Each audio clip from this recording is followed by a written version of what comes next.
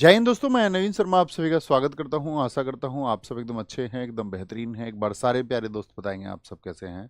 उम्मीद करेंगे बहुत बढ़िया होंगे। गुनगुन सिंह, अरुण वर्मा, कृष्णा कुमार, अभिषेक, आशीष, आकाश, सुमित, रहीस, ऋषिराज, हनुमान, बहुत शानदार, सलोनी कुमारी, उदय कुमार, रोमन, सतीश, प्रिया, प्रशांत, आज़ाद खान, सारे प्यारे साथियों का बहुत सारा स्वागत है। और दोस्त, हम लोग पढ़ रहे थे हिस्ट्री को, आज की क्लास को आगे बढ़ाते हैं। और टॉपिक चल रहा था हमारा दिल्ली सल्तनत में आपका स्लेव डायनेस्टी अर्थात गुलाम वंश। तो गुलाम वंश को हम कहाँ तक पढ़ चुके थे? आपको पता है कि मैंने बताया आपको नसरुद्दीन महमूद तक हम पढ़ चुके थे। और आज की जो हमारी क्लास है वो बलबन से शुरू होनी थी, ठीक है। तो बलबन गद्दी पर बैठता है आपका कब? 1266, 1266, जिसको कई बार आपको कई बुक्स में 1265 भी लिखा मिलेगा, 1265 में, ठीक है। तो यहाँ से क्लास शुरू करनी है। अभी मुझे एक बात बताओ, आप सब कैसे हैं? एक बार मुस्कुराहट के साथ में कमेंट सेक्शन में मुस्कुरा के दिखाएं सुबह सुबह, तो लगेगा कि हाँ आप सब एकदम बढ़िया हैं, बेहतरीन हैं, ठीक है। फटाफट से बताएंगे। तो शुरू करें क्लास को, आज की क्लास को शुरू करते हैं बॉस। ठीक है, अभी ठीक दिख रहा है बोर्ड एकदम क्लीन? मैं भी दिख रहा हूँ? अच्छा, ऐसा तो नहीं है, फिर से बता देता हूँ। ये यहाँ से और यहाँ तक का हिस्सा आप दिख रहा होगा, यानी सिर्फ दो बटन नहीं दिखेंगे, मैं आपको दिखता रहूंगा, है ना।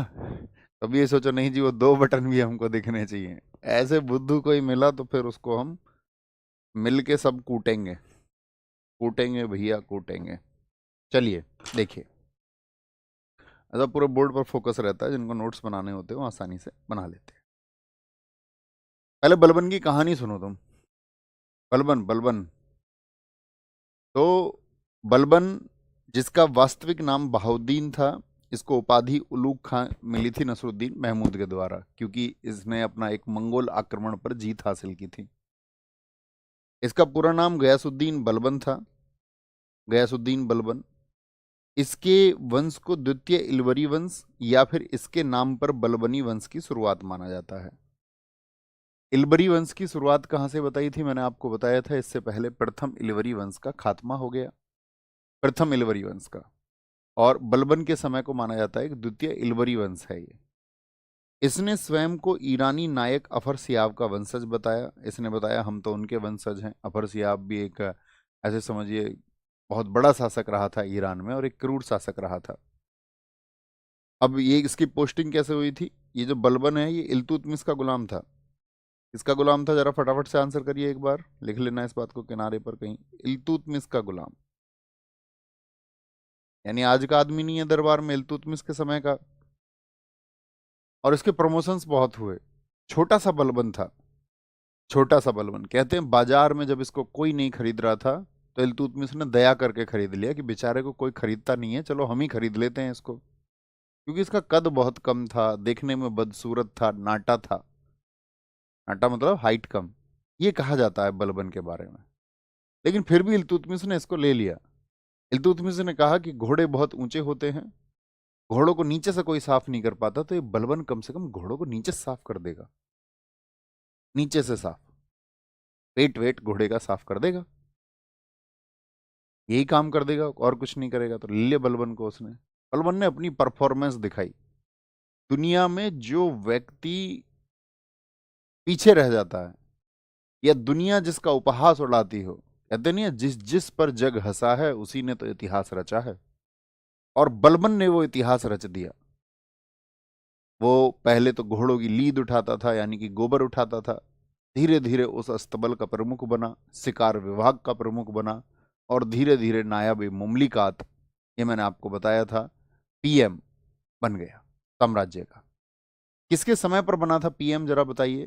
नसरुद्दीन महमूद के समय पर। अपनी बेटी की शादी करा दी थी राजा से, अपना दामाद बना लिया था राजा को। तो बलबन बहुत दूरगामी सोच रखता था, और बहुत कुछ सोच समझ के उसने अपने कदमों की चाल को धीरे धीरे बढ़ाया। आप भी जिंदगी में एकदम से कुछ मत चाहना, धीरे धीरे धीरे धीरे आप वो सब कुछ पाएंगे। अमीर शिकार बना था ये बहराम शाह, जो एक गुलाम वंश का शासक रहा था उसके समय। अमीर ए आखूर महमूद शाह के समय बना, सॉरी मसूद शाह के समय। नाइब ए मुमलिकात, ये नसरुद्दीन महमूद के समय बना, जो कि इसका दामाद था, जो टोपी सी करके जीवन व्यतीत करता था। इसको हमने एक टाइटल और दिया था, सल्तनत काल का,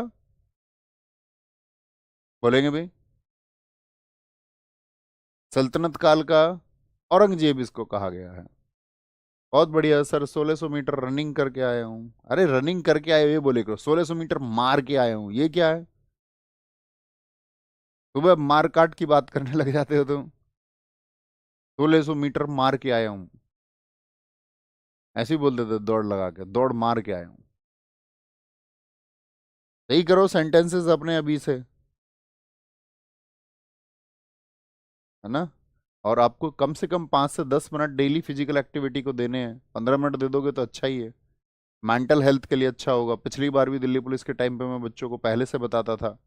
मैंने कहा था कि कभी कभी क्या होता है कि आपका बाद में टाइम आपको नहीं मिलता है, तो आप अभी से 10-15 मिनट डेली क्यों फिजिकल फिटनेस के लिए नहीं निकालते? 10-20 डिप्स लगा लो, 200 400 500 मीटर दौड़ते रहो, 10-20 बीम लगा लो, है ना। तो वो आपके मेंटल हेल्थ को भी अच्छा लगेगा फिजिकल हेल्थ के साथ साथ में।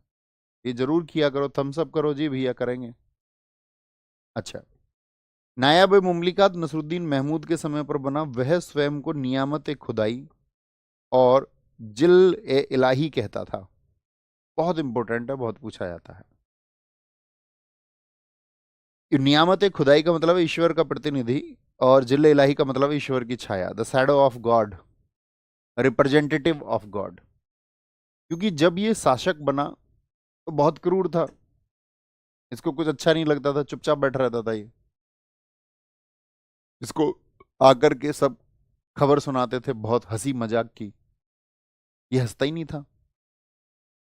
कोई भी आके इसको हंसी की खबर सुनाए, ये हंसता ही नहीं था। और सामने वाले को भी इजाजत नहीं थी कि वो हंसी की बात को हंस के बता दे, उसको भी एकदम शांत मन से, दुखी मन से बतानी होगी। और बलबन रिएक्ट नहीं करेगा इधर से बदले में। सोचो कैसा माहौल रहा होगा, कितना खौफनाक माहौल रहा होगा। जब भी दरबार में एंट्री करता था तो इसके साथ 1000 लोग भाले वाले लेकर, तलवार आगे पीछे, बिस्मिल्लाह बिस्मिल्लाह बिस्मिल्लाह शोर करते हुए आते थे दरबार में। खौफ का माहौल बना देता था दरबार में, खौफ का माहौल। और ये कहता है कि किसी को भी इसने दंड दिया, मार देती थी इसकी सेना। इसके जो अंगरक्षक थे किसी को मार देते इसके कहने पर, तुरंत दरबार में से उठा के मार देते थे। और ये कहता था कि अब भाई साहब एक बात समझो, मतलब इतने प्यार से नहीं कहता होगा, लेकिन वो कहता था मैं ईश्वर का प्रतिनिधि हूं, मैं जो काम कर रहा हूं ये काम मुझसे कोई और करा रहा है, मैं कर ही नहीं रहा हूं ये काम। आप ही तो कहते हैं सब उसकी मर्जी से, उसकी मर्जी के बगैर पत्ता नहीं हिलता। तो मैं भी किसी को मरवा रहा हूं, यदि यदि मैं किसी की हत्या करवा रहा हूं तो ये उसकी मर्जी से है, उसकी मर्जी के बगैर तो पत्ता नहीं हिल सकता। तो इसीलिए उसने खुद को बोला ईश्वर की छाया, मैं ईश्वर की छाया हूं, खुद को बहुत बड़ा समझता था। भाई ऐसे ही तो होता है जनरली। हम अपने मन को शांत करने के लिए क्या कहते हैं, ये सिद्धांत आता है कि सब ईश्वर की माया है। हाँ, दूसरा कोई गलती कर दे तो हम कहते तब नहीं, तब ईश्वर की माया नहीं, उसकी गलती है। अपनी कोई बात आ जाए तो कहते कोई गलती नहीं, हो जाता है कभी कभी। ठीक है। बलबन ने सिजदा, यानी कि जब भी बलबन दरबार में एंट्री करेगा सब उसके सामने झुक जाएंगे। पाबोस, फिर आर्मी वालों की जैसे वो होता है ना, आर्मी कोहनी पर एक ड्रिल करती है, आपने देखा होगा। ऐसा किसी ने अपने दरबारियों से कहा कि आप घुटनों के बल आ जाओगे और फिर मेरे पैरों को चूमोगे, बलबन के पैरों को।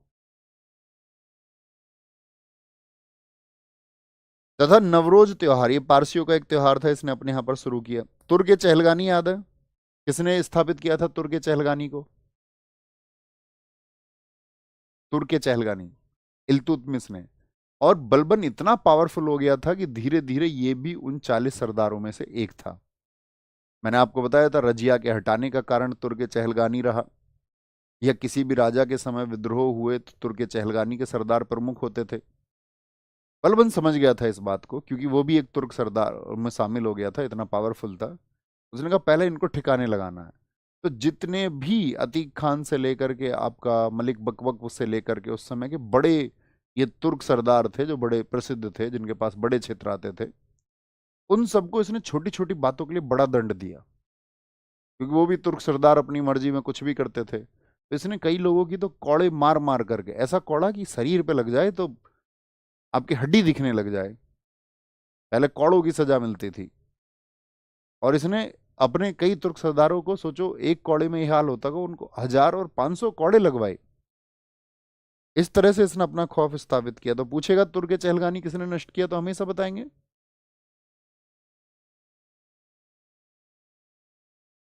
बहुत सारा। मेवातियों के खिलाफ, ये मेवाती कौन है? मेवाती क्षेत्र आपने देखा है, ये दिल्ली के आसपास का, हरियाणा का मेवात नूह क्षेत्र जानते होंगे, जो नहीं जानते वो जान लीजिए, दिल्ली के पास में है। तो ये मेवाती क्या करते थे, ये दिल्ली में एंट्री करते, यहाँ लूटपाट करते यात्रियों के साथ में और वापस चले जाते। अब बलबन के टाइम पे जब ये हो रहा था, तो बलबन को ये नामंजूर था। बलबन ने कहा कि हम ऐसा नहीं होने दे सकते हैं, इनका सॉल्यूशन करो। तो उसने 3000 अफगानों को बुलाया, 3000 अफगान, बहुत हट्टे कट्टे। और उसने कहा जितने भी चोर और डाकू हैं, लुटेरे हैं, इन सब की हत्या हो जानी चाहिए। यानी कि तलवारें दे दी उसने सबको। तो इसलिए बोलते लोहा और रक्त, खूब रक्तपात हुआ। और उसने कहा मेरी जनता के साथ में कोई लूटपाट नहीं करेगा, ठीक है। गैर इस्लामिक प्रथा को इसने लागू किया। गैर इस्लामिक प्रथा मतलब, मैंने बताया खुद को ये अपर सियाब का वंशज मानता था, तो ईरानी बहुत सारी प्रथाओं को इसने लागू किया, जिसमें बहुत सारी ऐसी थी जो पर्शियन प्रथाएं थी, पारसी पारसी प्रथा जिनको हम कहते हैं, इसीलिए गैर इस्लामिक कहा गया है, नॉन इस्लामिक। सेना को इसने संगठित किया और दीवान आरिज बनाया, एक विभाग बहुत इंपॉर्टेंट है। लोहे में रक्त नीति बहुत पूछा जाता है, ये जो ब्लू कलर में मैंने किया हुआ है ये इंपॉर्टेंट है, ठीक है। सेना मंत्री इसने बनाया था अपनी सेना को कंट्रोल करने के लिए, इमाद उल मुल्क, ये इसका सेना मंत्री था। सैनिकों के लिए नगद वेतन की इसने शुरुआत की थी, लेकिन क्या रहा था, रिजल्ट क्या रहा था बताएंगे एक बार? असफल। हम आपको आगे बताएंगे कि अलाउद्दीन खिलजी वो व्यक्ति रहेगा जो सफल रहा। दरअसल में इसने क्या किया, नगद वेतन। अच्छा हमें बताओ पहले क्या दिया जाता था? इक्ता जानते हैं आप सब लोग? बोले यस। इक्ता किसने शुरू की थी? इल्तुतमिश ने शुरू किया आपका गुलाम वंश में। तो इक्ता में क्या होता था, जमीन दी जाती थी। यस भैया। तो जमीन जब इल्तुतमिश के समय मिलनी शुरू हुई कुछ सैनिकों को, तो उनमें से बहुत सारे सैनिक बूढ़े हो गए। भाई बूढ़े सैनिक हो गए ना, अब वो सेना में तो कोई काम नहीं कर रहे थे। कुछ जो सैनिक शहीद हो गए थे युद्ध के दौरान, मारे गए थे, तो उनकी पत्नियों के पास वो जमीन थी, विधवा, इनका भी कोई अभी सेना में योगदान नहीं बचा था। किसी के अगर मान के चलो माँ नहीं रही और पिता भी खत्म हो गए, तो वो जमीन अभी बच्चों के हक में थी। तो वो कहते हैं कि बलबन ने ये सोचा कि इन सब लोगों का कोई युद्ध में तो योगदान है नहीं, तो एक काम करते हैं, इनसे जमीनें वापस ले लेते हैं और इनको कुछ पैसा दे देते हैं कि भाई आप ये पैसा लेते रहिए, थोड़ा पैसा ले लीजिए आप, क्योंकि आपका उतना योगदान नहीं है। लेकिन ये सब इकट्ठे होकर के बोलते मलिक फखरुद्दीन के पास चले गए। मलिक फखरुद्दीन बलबन का अच्छा दोस्त था, दरबार में अच्छा उसका रुतबा था। तो मलिक फखरुद्दीन ने बलबन को जाकर के समझाया कि नहीं भाई रहने दो, कोई दिक्कत नहीं है। तो कहते हैं फिर इसने इसको वापस ले लिया था अपने डिसीजन को। जो कुछ वर्ग को वो नगद वेतन देना चाहता था, सभी को नहीं, कुछ को, जो सेना में काम नहीं कर रहे थे। सर हमने कल बैच बाई किया है, हम तैयारी कर सकते, 3 दिन पहले ही ले लेता या 2 दिन पहले ले लेता बैच। अरे तुम्हें मैं क्या समझाऊं, बच्चों तैयारी के लिए कम से कम 6 महीने से 1 साल का वक्त चाहिए, कम से कम मैं बता रहा हूँ। हो सकता है सीखते सीखते 4 साल हो जाएं, 3 साल हो जाएं, 2 साल हो जाएं, 5 साल हो जाएं, लगता है समय।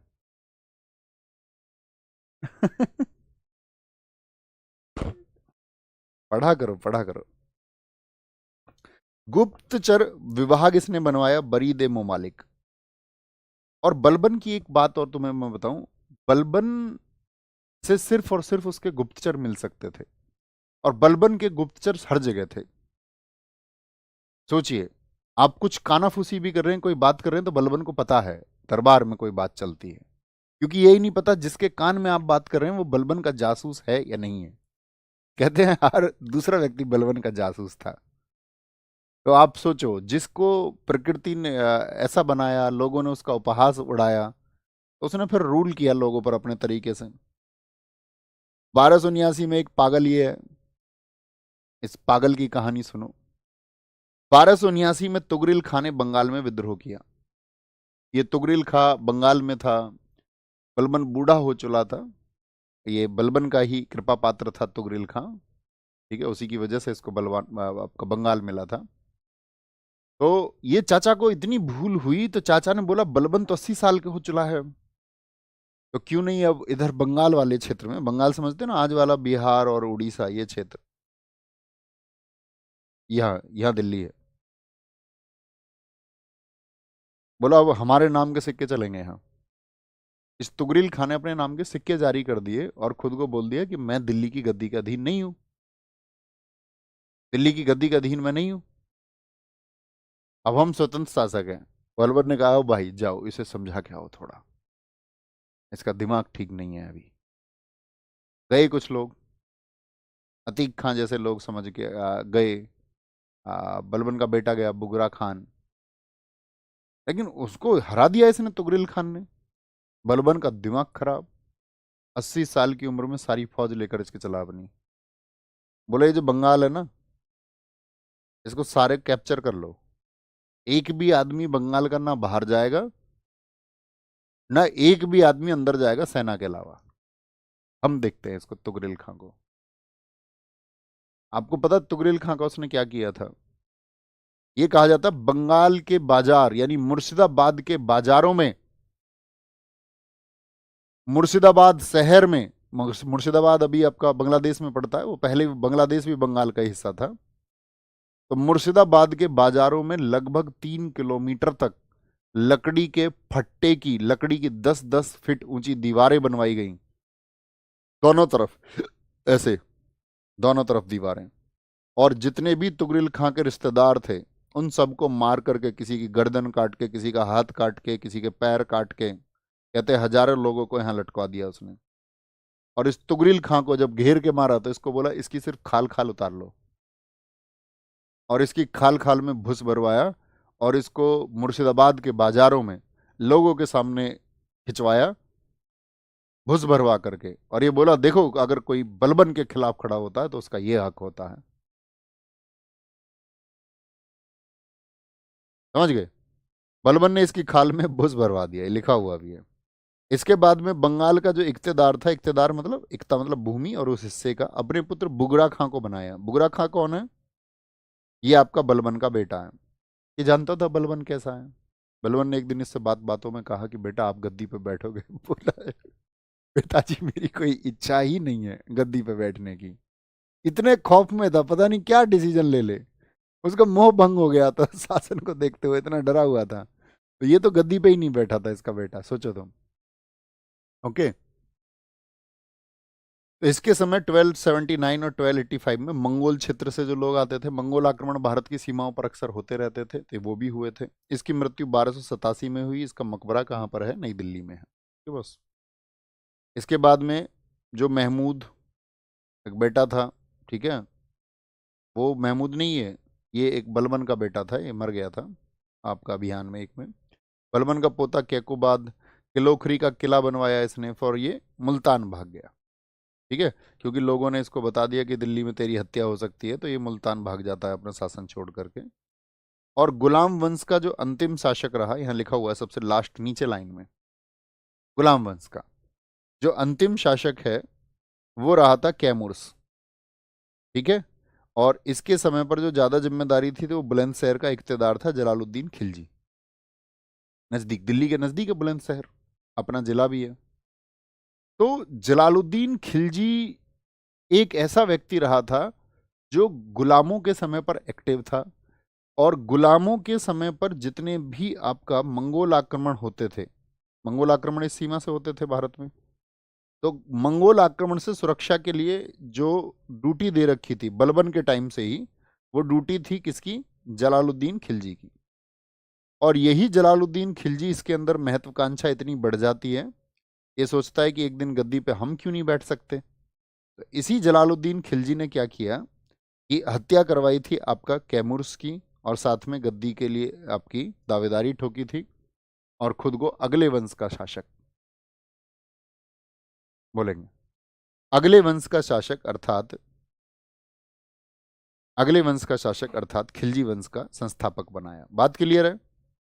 पहले यहां तक की बात बताएं सारे लोग, क्लियर है? अच्छे से बताएंगे,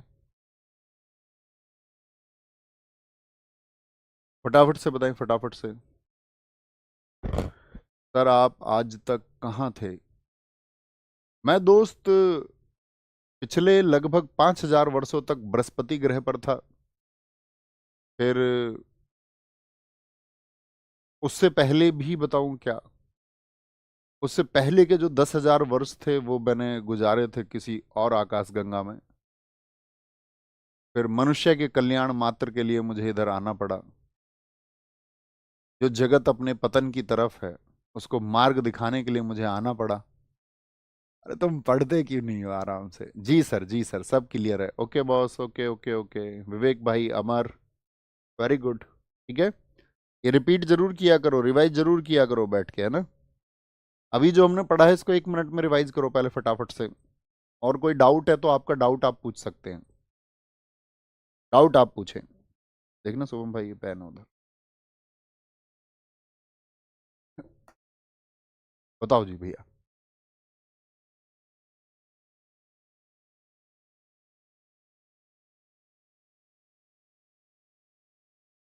चलो चलो चलो चलो, बस बस बस बस बस, बहुत बढ़िया, बहुत शानदार,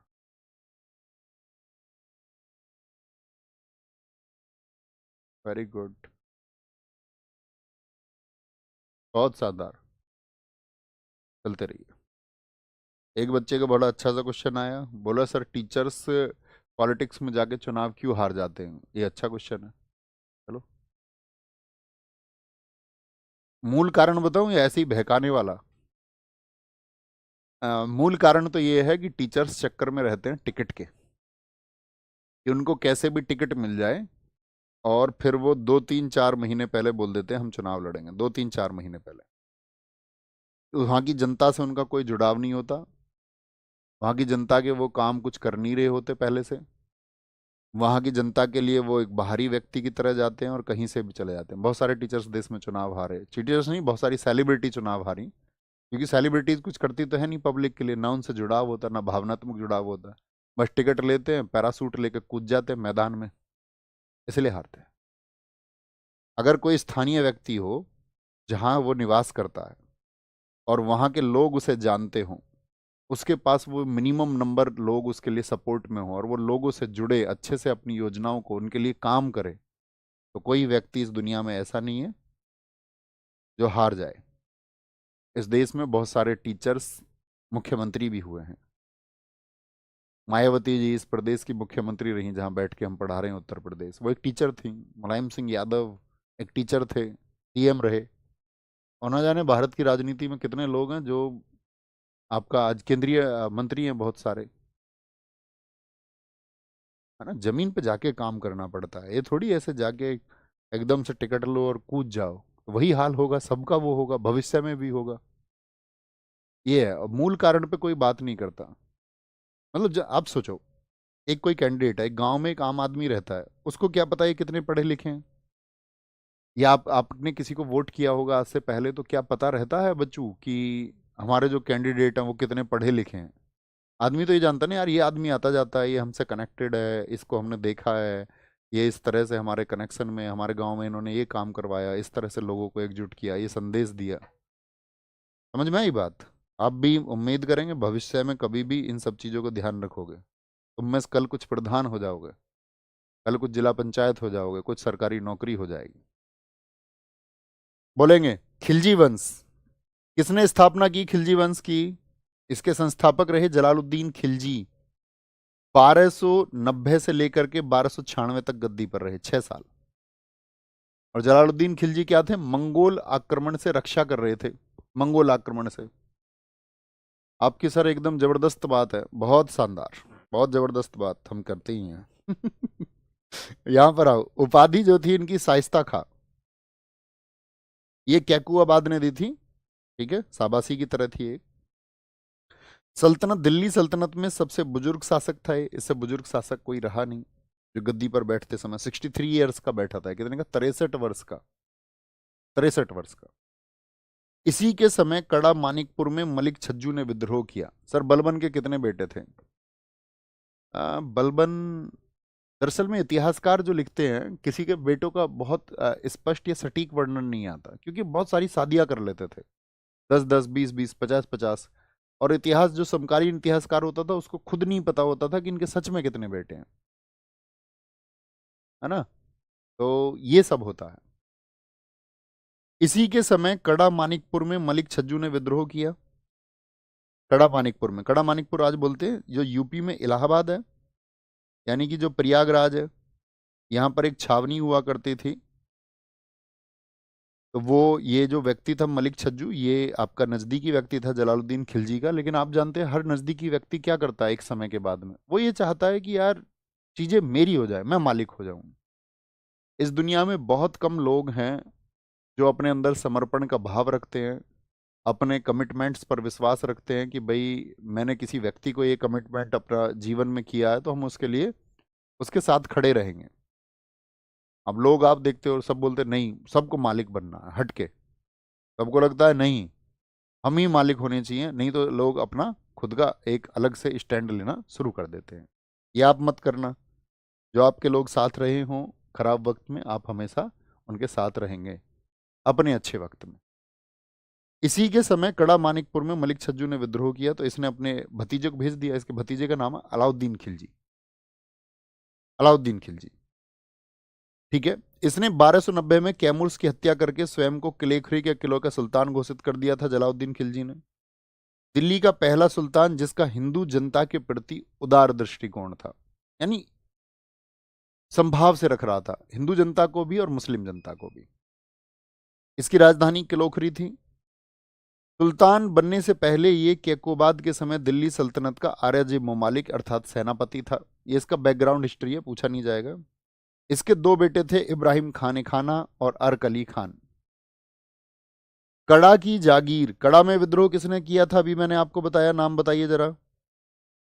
तो ये पूछा जाता है बहुत, अलाउद्दीन खिलजी को कौन सी जागीर मिली थी। देखो ये संस्थापक टाइप के जो लोग हैं ना, ये याद रखना है, ये हमने पहले भी बताया था आपको।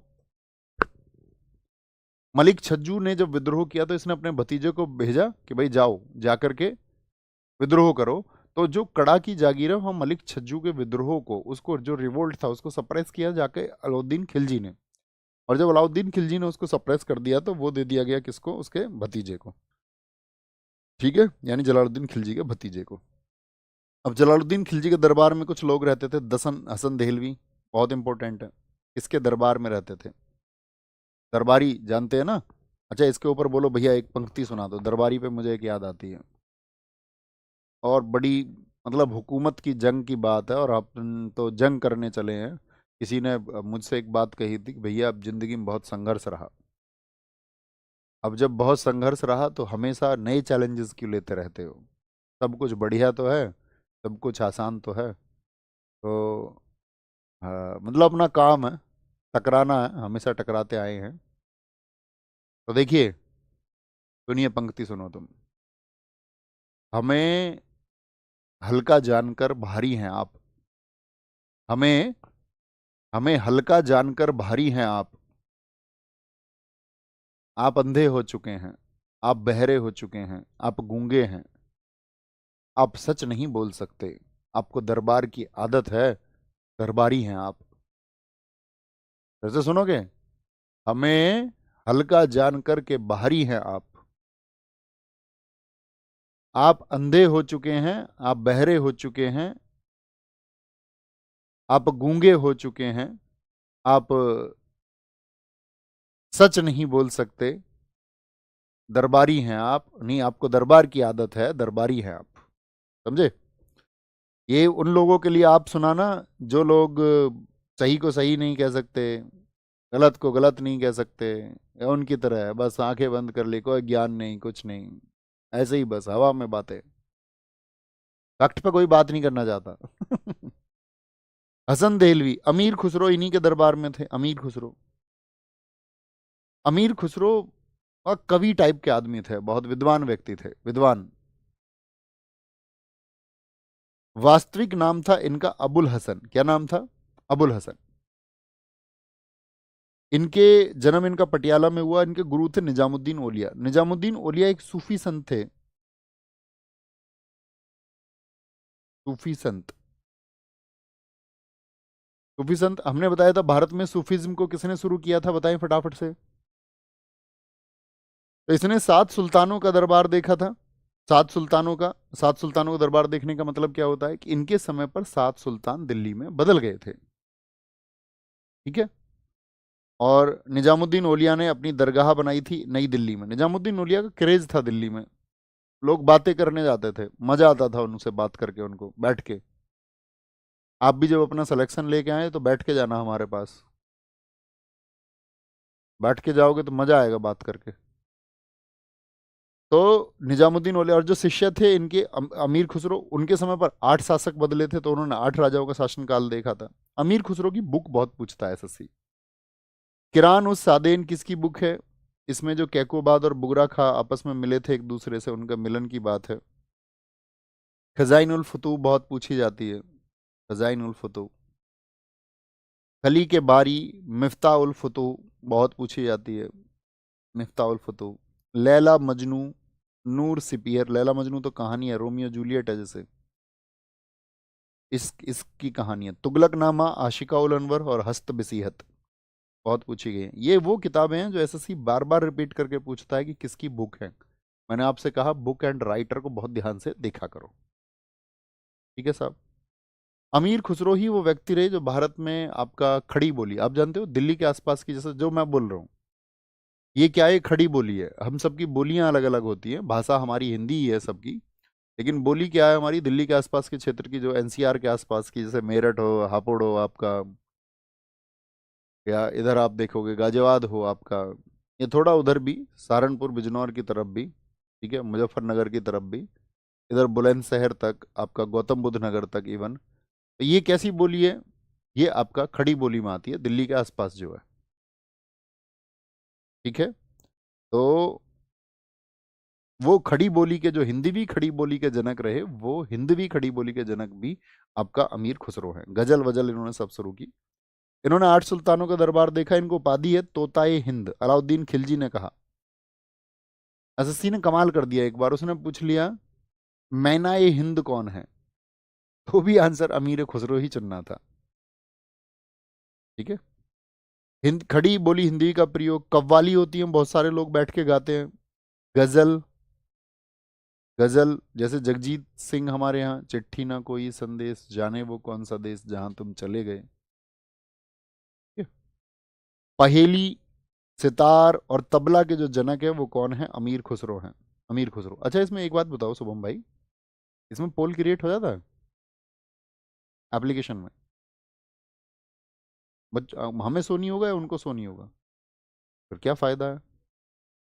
हैं? अच्छा रिजल्ट शो नहीं होता, ओके, फिर तो कोई फायदा नहीं है ना। यहाँ पर आएंगे। अब अलाउद्दीन खिलजी कौन है? सिंपल मुझे एक बात बताइए, जलालुद्दीन खिलजी का भतीजा है, यस और नो? हाँ जी भैया। 1296 में अलाउद्दीन खिलजी को यह पता चल गया, जब वो अला आपका कड़ा में शासन कर रहा था, यानी कि प्रयागराज में, तो वो इतनी बात जान चुका था कि यार जलालुद्दीन खिलजी से टकराया जा सकता है, बूढ़ा आदमी है। साथ में अलाउद्दीन खिलजी से अपनी बेटी, अलाउद्दीन खिलजी से शादी भी करवा दी थी जलालुद्दीन खिलजी ने अपनी बेटी की। भतीजा भी था और बेटी की शादी भी करवा दी। तो दो ऑप्शन हो गए, रिश्तेदारी भी थी, सेनापति भी था इसका। तो इसको लगता था यार भविष्य में क्यों ना हम साम्राज्य चलाएं, लेकिन दिल्ली में यहाँ इससे लड़ने के लिए, जलालुद्दीन खिलजी से लड़ने के लिए पैसा चाहिए। तो 1296 में जलालुद्दीन खिलजी की हत्या अलाउद्दीन खिलजी ने करा दिया। कैसे, ये समझना कहानी। इसको पैसे की जरूरत थी लड़ने के लिए, सेना वैना इसको बनानी है, तो ये जाता है अलाउद्दीन खिलजी यहाँ प्रयागराज कड़ा से, और देवगिरी, देवगिरी पड़ता है ये महाराष्ट्र में। कहाँ पर है देवगिरी? महाराष्ट्र में। वहाँ एक शासक था रामचंद्र देव, उसके बेटे का नाम था सेंगन। और यहाँ ये आपका सेना लेके जाता है 8,000 की, और कमांडर इसका था नुसरत खान। गया जी। अब सबको पता चलता दक्षिण के राजाओं को उत्तर का एक राजा का भतीजा इधर आ रहा है। लेकिन क्या कहते जाता है, एकदम बहुत चालाक आदमी था अलाउद्दीन खिलजी। आप ये समझना, भारतवर्ष में जितने भी आपका शासक हुए, उनमें मुस्लिम शासकों में अगर सबसे चालाक शासक तुम किसी को कहो तो अलाउद्दीन खिलजी कहना। इतना चालाक, रोते हुए जा रहा है पूरे रास्ते। तब उससे पूछते हैं, भैया तुम कैसे? बोला, मेरे चाचा ने मेरा मुझे जो देना चाहिए था वो नहीं दिया है। चाचा ने बहुत गलत किया है मेरे साथ में। चाचा जी बहुत गलत आदमी है। मेरा तो मोह उठ गया, उनके लिए मैंने क्या कुछ नहीं किया। लेकिन जब आज गद्दी पर बात आई है, तो जो उनके बेटे जिन्होंने कुछ नहीं किया, आज उनके हक में वो बोल रहे हैं। तब बोला, यार आदमी बेचारा दुखी है, भैया रोटी खा लो, यहाँ बैठ जाओ, कुछ हमारी मदद चाहिए? बोलो भाई साहब नहीं, अब मैं तो जाऊंगा सीधा देवगिरी के राजा के पास में, वो उदार राजा है, वो रामचंद्र देव, उनके पास जाना है मुझे तो। चल दिया भैया, पहुंच गया हूँ। इसके जाके इसके किले को घेर लिया था इसने, खूब लूट मार मचाई। अलाउद्दीन खिलजी के सिर पर ताज रखा गया 20 जुलाई 1296 को। इसके बाद एक गद्दी पर आया। अब जैसे ही बहुत सारा धन मिला इसे, कहते हैं यहाँ से इसने हजारों किलो सोना यहां से प्राप्त किया, हीरे जवाहरात, हाथी घोड़े। अब ये खबर पता चली दिल्ली में जलालुद्दीन खिलजी को। उसको पता है चाचा भतीजे कोई झगड़ा नहीं है। उसने अपनी छाती पर हाथ मारा ऐसा, उसने बोला मेरे भतीजे ने कर दिखाया। मेरे भतीजे ने, देखो दक्षिण में जाकर के कोई सोच नहीं सकता, मेरा भतीजा अब मेरे लिए सोना लेके आ रहा है। उसको लोगों ने समझाया, चाचा ज्यादा प्यार में पागल मत बन। है अलाउद्दीन खिलजी, तुम जानते हो बहुत महत्वाकांक्षी है, कल को क्या एक्शन ले ले कुछ पता है? बोला नहीं, मेरा भतीजा मेरे बेटे से बढ़ गया, ये वो। दिल्ली से भाग लिया यहाँ पे। ये इधर जा रहा है कड़ा मानिकपुर, जाके उसको अपनी मिलिट्री मजबूत करनी है, सेना को पैसा देता बांटता हुआ आया है वो। इधर जलालुद्दीन खिलजी है दिल्ली में, दिल्ली से भाग के जाता है। उसको एकदम रुका ही नहीं जा रहा, इतना सारा पैसा। लोगों ने बताया भी उसको कि अलाउद्दीन खिलजी की महत्वाकांक्षाएं हैं। उसको लगता नहीं, ऐसा नहीं हो सकता। तो दिल्ली के उसने भी इधर से उसको पता चला, यार एक बार पूछ तो लो, क्या पता उसके मन में कोई खोट हो। तो जलालुद्दीन खिलजी कहते हैं कि अपनी सारी सेना को छोड़ करके अपने कुछ थोड़े से अंगरक्षकों को लेकर, बॉडीगार्ड को लेकर के मिलने पहुंच गया। अलाउद्दीन खिलजी खड़ा हुआ था, उसने भी कहा था नहीं चाचा जी, मैं तुमसे एकांत में मिलूंगा सिर्फ। चाचा जी पहुंचे तो उस गर्दन कटवा दी चाचा जी की, पहले से ही सोच के बैठा हुआ था अलाउद्दीन खिलजी। इसके बाद ये गद्दी पर बैठा। इसके समय की प्रमुख घटनाएं कौन कौन सी हुई थी, हमने आपको बताया। देखिए, ये जलालुद्दीन खिलजी की बता रहे। मलिक छज्जू ने विद्रोह किया था, जो कड़ा का सूबेदार था। रणथंबोर का अभियान हमीर देव के खिलाफ। मंगोलों का आक्रमण किया था अब्दुल्ला खान ने, कभी नहीं पूछा जाएगा। सिद्दी मौला एक सूफी संत किसके समय पर था? जलालुद्दीन खिलजी। देखिए, जलालुद्दीन खिलजी मैंने क्या बताया था, हिंदुओं के प्रति उदार था या नहीं था बताओ? आप कहोगे हाँ भैया बिल्कुल उदार था, अच्छे से, क्योंकि बुजुर्ग शासक था, उसको लगता था कुछ दिन बचे हुए हैं। जलालुद्दीन खिलजी की ये नीति थी, जैसे बलबन के समय पर बलबन ने मेवातियों को कटवा दिया था, तो इसने क्या किया था कि इसके समय पर कोई लूट कर लेता था, तो जलालुद्दीन खिलजी उसको बुलाता था, बोलता ए इधर आओ, क्या किया तुमने? बोले भैया लूट कर ली थी। बोला इनको कुछ पैसे दो। लुटेरों को पैसे देता था ये। उनसे बोलता था कि खुद के अंदर बदलाव करो, और कहता कि लूट इसलिए की होगी, कुछ पैसों की जरूरत होगी। इतना उदार था ये। कहते इसके खिलाफ कोई पत्र में गाली भी लिख देता तो कोई दंड नहीं देता था ये किसी को। इसका स्वभाव दिल्ली में ऐसा बन गया था जलालुद्दीन खिलजी का कि यार ये तो बढ़िया आदमी है। तो कुछ लोग जो इसके खिलाफ लोग थे वो जाने लगे सिद्दी मौला के पास में, उनके अड्डे पर। बोले जी राजा से, जलालुद्दीन खिलजी से नहीं चलती है दिल्ली, आप दिल्ली की गद्दी पे बैठो, आप कितने विद्वान व्यक्ति हो, आप चलाओगे दिल्ली का शासन बेहतरीन, अच्छा एकदम। सिद्दी मौला को भी लगा अच्छा, क्यों जी क्या कह रही है जनता, बताइए। जनता क्या इस बात से सहमत है दिल्ली की गद्दी में चलाऊं? सबने कहा हाँ जी क्यों नहीं। जो चेले चपाटे होते हैं उनका क्या काम है? मोटिवेशन हाई करने का काम होता है उनका। तो बोला ठीक है बैठ जाएंगे। उसको पता है राजा तो दंड देता ही नहीं है, जलालुद्दीन खिलजी।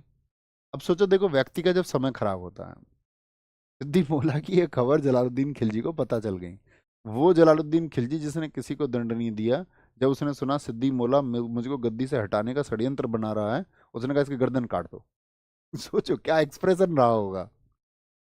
जिस आदमी ने किसी को दंड नहीं दिया हो, एक संत को एकदम से गर्दन काटने के आदेश दे दे, सब उल्टा पुल्टा हो गया। सबने कहा भैया यार कुछ पता ही नहीं चल रहा है कौन क्या है कैसे है। ऐसा ही इतिहास है। तो इसके बाद में उस जलालुद्दीन खिलजी को मरवा दिया था। अलाउद्दीन खिलजी ने किन स्थितियों में मरवाया ये आप समझ चुके हैं, बात क्लियर है। फिर आता है गद्दी पर अलाउद्दीन खिलजी। मुझे बताएं खिलजी वंश कुल कितने शासन पर रहा? एक बार जो हमने अभी आपको बताया उसको एक बार रिपीट करिए। जलालुद्दीन खिलजी को किसी का कोई डाउट है तो बताइए मुझे। दोस्त क्लास से अतिरिक्त बातें मत किया करो, कुछ भी बातें मत किया करो। हाँ आराम से रानी गौतम जी।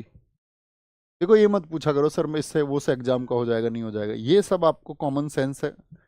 आप कॉम्पिटिटिव एग्जाम की तैयारी करने वाले बच्चे हैं, आपको सिलेबस देखना चाहिए।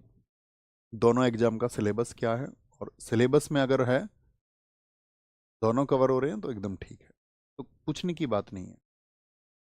क्लास का कोई डाउट पूछे।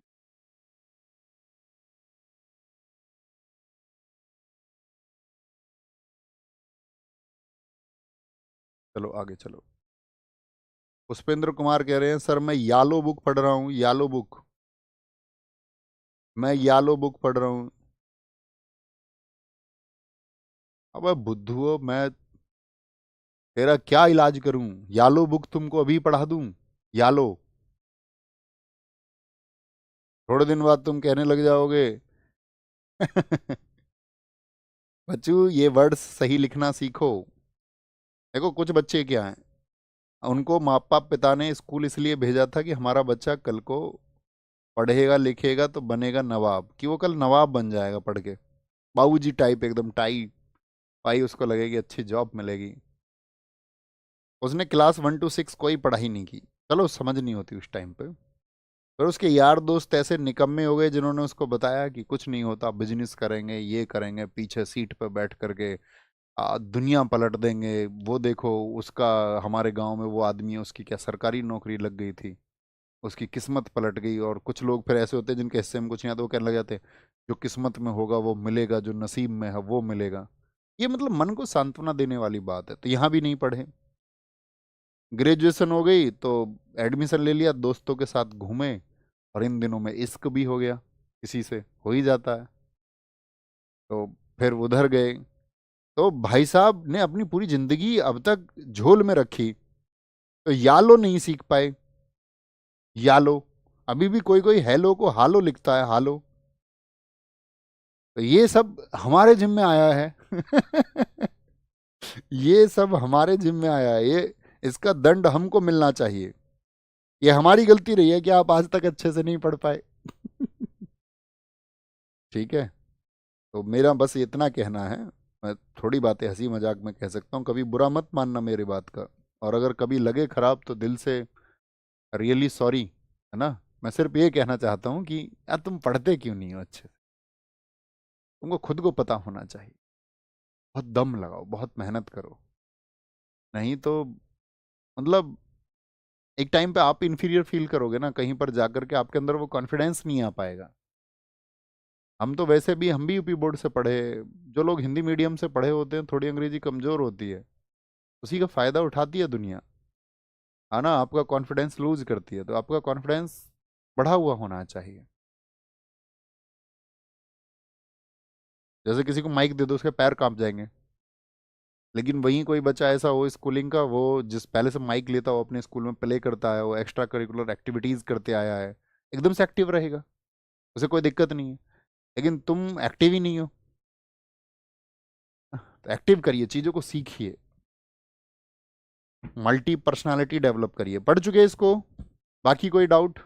डाउट पूछते नहीं हो सर, खिलजी वंश में क्या दो ही शासक रहे? नहीं नहीं नहीं, बताएंगे अभी, अभी तो आप दूसरे शासक को पढ़ रहे हैं। बताया ना, 1296 से आपका 1316, यानी 20 वर्षों तक अलाउद्दीन खिलजी है। और शुरुआत के आपके 6 वर्षों तक जलालुद्दीन खिलजी रहा, और बाद के 4 वर्षों में भी तो राजा रहेंगे। Very good.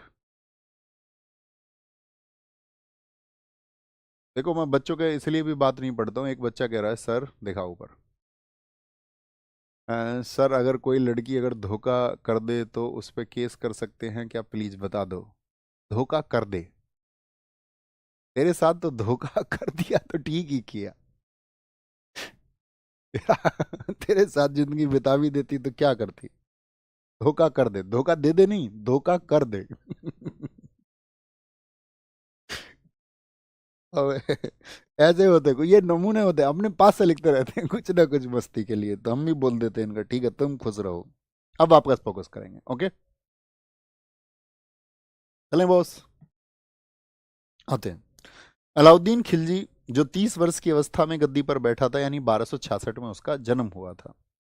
उसके बचपन का नाम अली गुरसाब्स था, बहुत पूछा जाता है।